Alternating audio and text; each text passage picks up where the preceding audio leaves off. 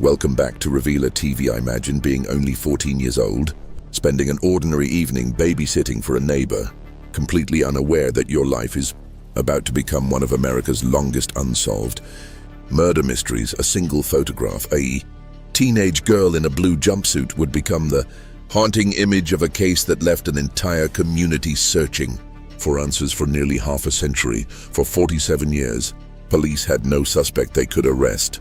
For 47 years, a grieving family waited for answers, and for 47 years, a killer walked free, living an ordinary life in the very same city where he committed an unthinkable crime. But what if the murderer unknowingly left behind a tiny piece of evidence that would outlive him?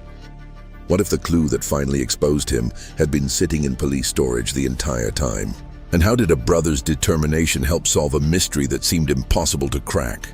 Tonight on Revealer TV, we're uncovering the heartbreaking case of Maria Honzell, a 14-year-old babysitter whose life was stolen on a winter night in 1977, and the remarkable DNA breakthrough that finally revealed the truth decades later.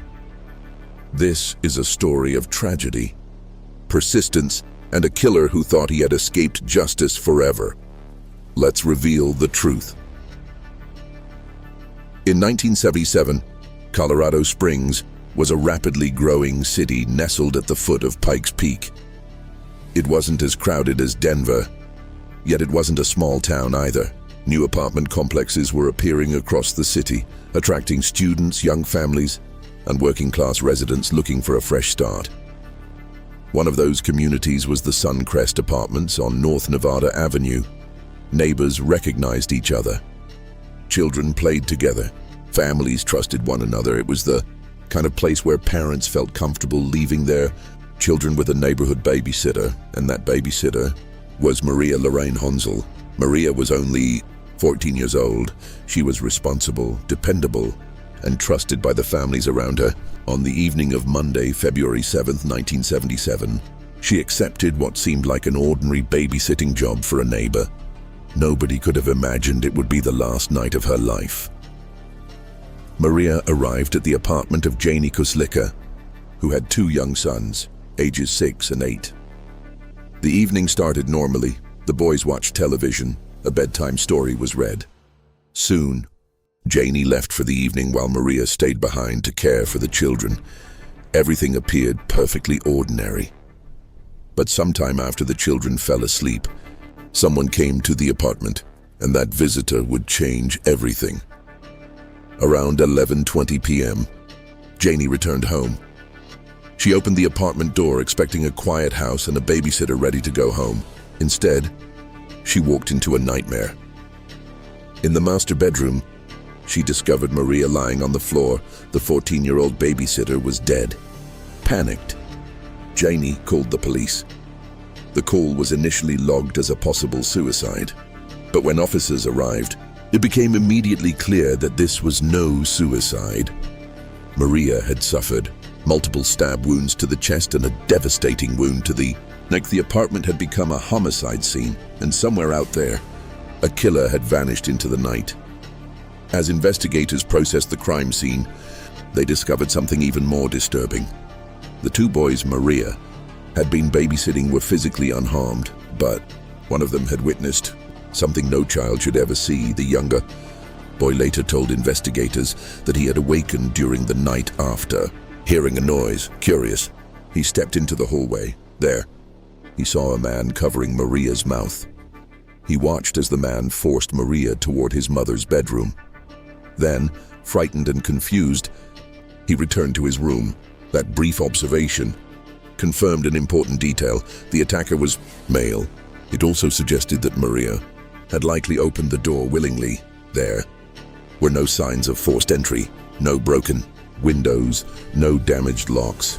Whoever entered that apartment either knew Maria or appeared trustworthy enough that she felt safe opening the door. That realization immediately changed the direction of the investigation. Police began looking closely at people connected to the apartment. Complex. Friends. Neighbors, acquaintances, anyone who knew the family and may have known that only a teenage babysitter would be present that evening. Yet despite countless interviews, investigators found themselves facing a frustrating problem.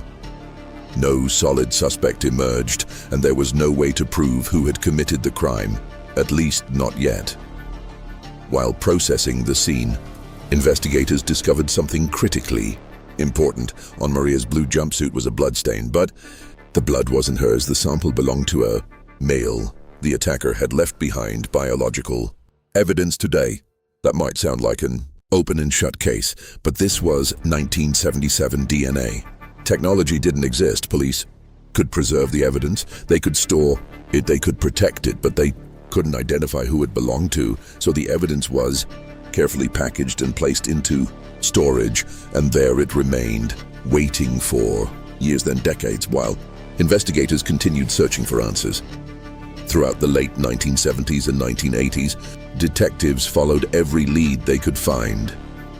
People connected to the apartment complex were questioned, potential suspects were interviewed. One name that surfaced during the investigation was William Kernan, a man known to Janie Kozlicka, who had spent time around the apartment complex. But there wasn't enough evidence to charge him. Without proof, investigators could do nothing. Eventually, the case grew cold. Years passed. Colorado Springs expanded. New residents moved into old neighborhoods. Businesses opened and closed. Entire generations grew up, yet Maria's murder remained unsolved. Her file was passed from one detective to another, always carrying the same unanswered question. Who killed Maria Lorraine Honzel? While the city moved on, one person never stopped searching for answers. Maria's older brother, David Honzel. For him, the passage of time changed. Nothing.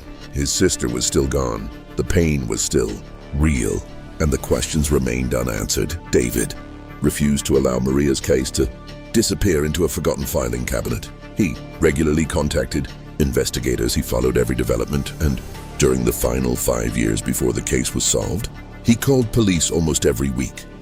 Think about that. Week after week, month after month, year after year. For nearly half a century, David carried the burden of uncertainty. Most cold cases fade because no one remains to push for answers. David made sure that never happened. His persistence kept Maria's name alive.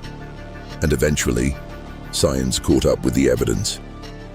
In the 1990s, DNA testing transformed criminal investigations. The bloodstain found on Maria's clothing was finally analyzed. Investigators successfully developed a male DNA profile. Hope surged. The profile was entered into CODIS, the national DNA database. But there was a problem. No match. The killer's DNA wasn't in the system. He had never been convicted of a crime requiring DNA collection. Once again, investigators hit a dead end. The evidence existed, but the identity remained hidden. Then, decades later, a revolutionary new technique emerged: genetic genealogy. The method gained worldwide attention after helping identify the notorious Golden State Killer. Instead of searching criminal databases, investigators compared crime scene DNA with public genealogy databases used by ordinary people researching their family histories. The process could identify distant relatives. From there, investigators could build family trees and gradually narrow their search. For cold cases, it was a game changer, and for Maria's case, it would finally provide the breakthrough detectives had waited decades to see. In 2019, Colorado Springs investigators partnered with Parabon Nanolabs. Using genetic genealogy, experts analyzed the DNA left behind on Maria's clothing. They traced family connections, built family trees, compared ages, locations, and relationships. Slowly, the possibilities narrowed. Eventually, one name rose to the top: William Charles Kernan Jr., the same man whose name had surfaced during the original investigation decades earlier. Detectives immediately began reviewing his history. What they discovered was both shocking and heartbreaking. William Kernan had died in 2010, 9 years before genetic genealogy was used in the case, the man investigators believed was responsible would never be arrested, never be interrogated, never stand trial, never answer for what happened. As detectives gathered every piece of evidence available, they found significant connections. Kernan knew Janie Kozlicka. He had visited the apartment complex before. He was familiar with the environment. He likely knew who lived there and who came and went. Most importantly, the genetic genealogy evidence pointed directly toward him. After reviewing the entire investigation, the district attorney's office concluded that William C. Kernan Jr. was responsible for Maria's murder. The case was officially closed under a classification known as exceptionally clear death of offender.